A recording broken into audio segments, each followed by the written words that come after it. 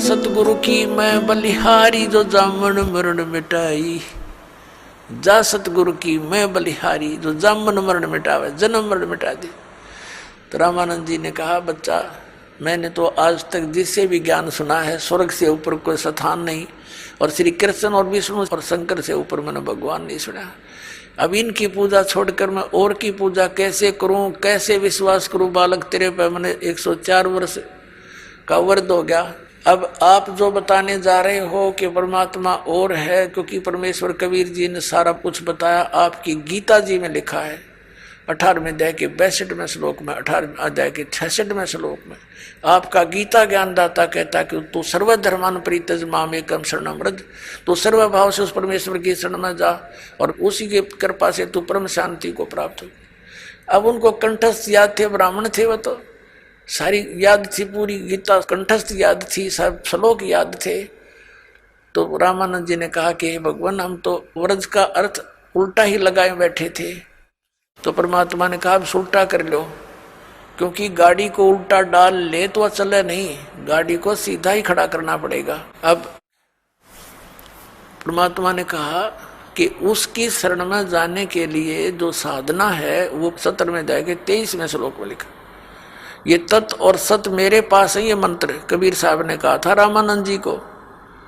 ओम तो सार्वजनिक है ही। तब रामानंद जी ने कहा कि देख बच्चा, मैंने सारी उम्र खो दी इसी भक्ति में, अब कहीं मैं घर का रहूं ना घाट का।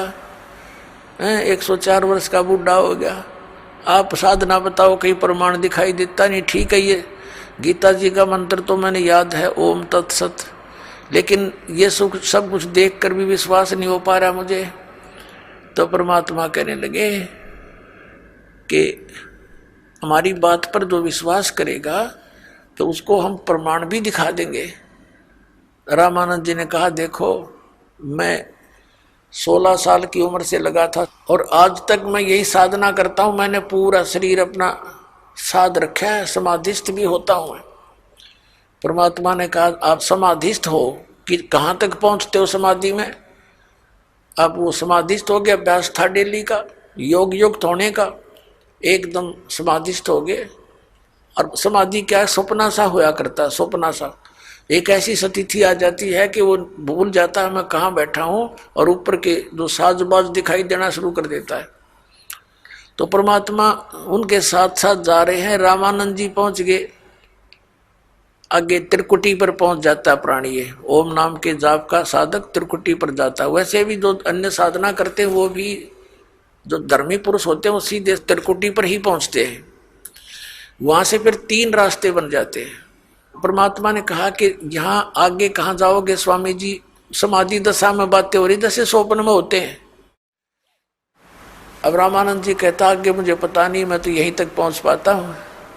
तो परमात्मा ने कहा कि ये जो लेफ्ट साइड का रास्ता है ना, ये जाता पहले धर्मराज के दरबार में। ये पूरी न सोच ले सेक्रेटरीएट है ये पूरा, और वहां जब आपकी मृत्यु होगी तभी जा सकोगे, पहले नहीं जा सकते वहां। तो वहां आपका अकाउंट होगा, आपने जिस भी देव की पूजा कर रखी है उसी के लोक में आपको भेज दिया जाएगा। तो ऐसे ही सबका अकाउंट यहाँ होकर के फिर अन्य स्थानों पर भेजा जाता है। और इधर राइट साइड के अंदर ये 88,000 खेड़े हैं और ये दूसरे टाइप के व्यक्ति इधर भेजे जाते हैं। और सामने जो है ये ब्रह्मरंध्र है, सामने का जो है ये तुम्हारे किसी मंत्र से नहीं खुल सकता, ये ब्रह्म लोक को जाता है।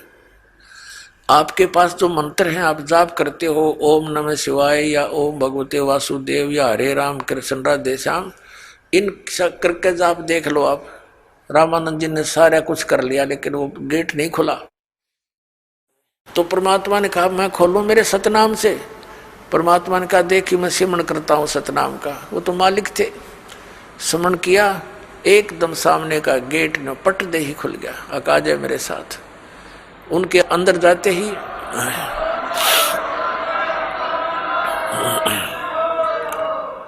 परमात्मा के अंदर जाते ही ऑटोमेटिक फिर बंद हो गया। ऊपर ले गए ब्रह्मलोक में, ब्रह्म दिखाया। ये अपने पुत्र का रूप धारण करके कभी ब्रह्मा रूप धारण कर लेता है, कभी विष्णु, कभी शिव जी। इससे आगे फिर ले गया इसके 21वें ब्रह्मांड में तपस्या दिखाई, जहां ये भून कर 1 लाख प्राणियों को खाता है। फिर परमात्मा परब्रह्म के लोक में यानी 11वें द्वार से पार करके परब्रह्म के लोक में प्रवेश किया। परब्रह्म से आगे फिर अपने लोक में परम अक्षर ब्रह्म के लोक में सतलोक में ले गए, बौन गुफा को पार करके 12वां द्वार पार करके। तो वहां क्या देखा, परमात्मा अपने दूसरे रूप में, वहां की जो स्थिति जो भगवान वहां रहते हैं, वहां तेजों में शरीर है परमात्मा का, उसको सतपुरुष कहो, परम अक्षर पुरुष कहो, उसको कबीर भगवान कहो। तो सतपुरुष के एक रोमकूप में करोड़ सूर्य मिला दे, करोड़ चंद्रमा ऐसी रोशनी है उस परमात्मा की, उससे भी तेज है। और नीचे से जो कबीर साहब गए थे 5 वर्ष के बालक की आयु में, वहाँ चंवर उठा कर अपने दूसरे रूप पर चौर करने लगे। तो रामानंद जी ने सोचा कि ये कबीर जी तो यहाँ का कोई देवता है, गण है, और ये है सचमुच वो परम अक्षर ब्रह्म जिसके विषय में गीता में कहा है। तो उसी समय वो सोच ही रहे थे, वो तेजों में शरीर जो तख्त पर, तख्त माने सिंहासन, तख्त का अर्थ कोई यूं नहीं है लकड़ी का तख्त पर बैठे, यानी अनंत कोट ब्रह्मांड के कंट्रोलर के सिंहासन पर विराजमान है। वहां से खड़े हुए और चंवर ले लिया 5 वर्ष के बालक से, और 5 वर्ष का बालक बैठ गया उस अनंत कोट ब्रह्मांड के सिंहासन के ऊपर कबीर रूप में। और वो तेजों में शरीर परमात्मा कबीर जी 5 वर्ष के बालक पर एक सेवक की तरह ऐसे सेवा करने लगे चंवर से। रामानंद जी सोच ही रहे थे कि ये क्या चक्कर हो रहा है, छोटा सा बालक कबीर जुलाहा, और ये पयु भगवान चंवर करता। इतने में तेजों में शरीर परमात्मा का जो था वो 5 वर्ष के बालक में समावेश कर गया, अकेले कबीर जी बैठे रह गए 5 वर्ष के बालक। तब रामानंद जी से कहा परमात्मा ने कि Swami ji I am God, मैं परमात्मा हूं।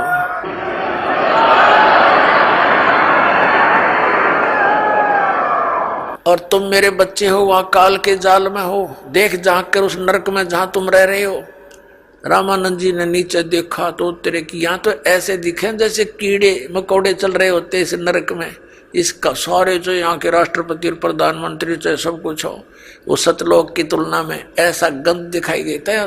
परमात्मा कहते हैं इसकी 100 योजन जाती है या दुनिया की गंध 100 योजन तक, 1 योजन में 12 किलोमीटर, कहते 1200 किलोमीटर तक इसकी बदबू जाती है ऊपर इस गंदे लोक की, जहां तुम ठाठ मान रहे हो स्वर्ग सारे मिला करके सारे इतने खराब हैं यहाँ के। तब रामानंद जी से कहा कि जाओ तुम वापस यहाँ आना पड़ेगा। हो गया विश्वास आपको? अके भगवान हमारी ताएं खुल गई। जब वापस आए शरीर में, सामने फिर बैठे परमात्मा, वही 5 वर्ष के बालक रूप में जागोष्ठी हो रही थी उनकी। चरण पकड़ दिए 104 साल के उस वृद्ध ने, ब्राह्मण ने, वो था ब्राह्मण, और 5 वर्ष के दानक के पैर पकड़ दिए उस बालक के, और कहा कि 2 ठोड़ है, एक तू भया एक से 2, और गरीबदास हम कारने तुम आए हो मुग्धो।